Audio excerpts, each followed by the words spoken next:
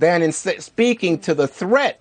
And it was a very visible threat being posed by the coronavirus. Yeah, Juan brings up Dr. Fauci, Jesse, who was telling people in March they could still go on cruises. So even the experts, and I do think that there was, in the mind of Trump and in the mind of the experts, there was a value to them to keep the panic at bay while they came to grips with this and discussed the big decisions about shutting down the virus. It wasn't a denial phase. It was what they were trying to deal with incoming information in which you would adjust your stance as the information changed. You weren't trying to pull the wool over anybody's eyes. You were trying to protect the country.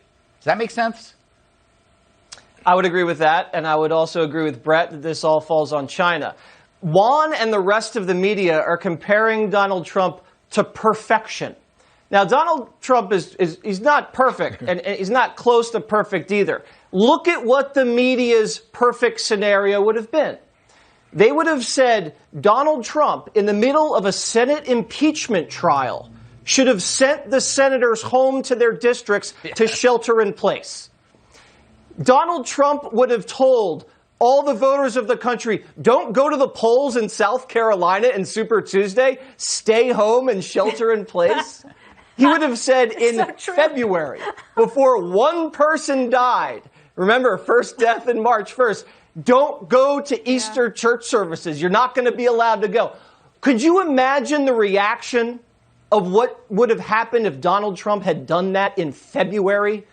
I mean, you could see the headline from the New York Times right now, American Despotism, right? And then Donald Trump would have tweeted fake news and we all would have had a big laugh about it. But the point was, the travel ban came down at the end of January, and the full economic shutdown came down mid-March. That was 6 weeks. 6 weeks went by like that. If you ask me, that was pretty fast. And it wasn't like this whole time in 6 weeks, Joe Biden, Juan, the New York Times, every scientist in the country were screaming at Trump, shut the economy down, man, shut it down. No, they weren't saying anything. The whole month of February, they were talking about Mini Mike and whether he needed a platform to stand on in a debate. That wasn't in the country's head. So to go back and look at this and say, oh, well, woulda, coulda, shoulda, these are all just Johnny-come-latelys. Mm. Dana, it is pretty funny when you think back about what people were consumed with. And I still think that for some reason the media can only juggle one ball at a time. And it's the ball that harms their adversary.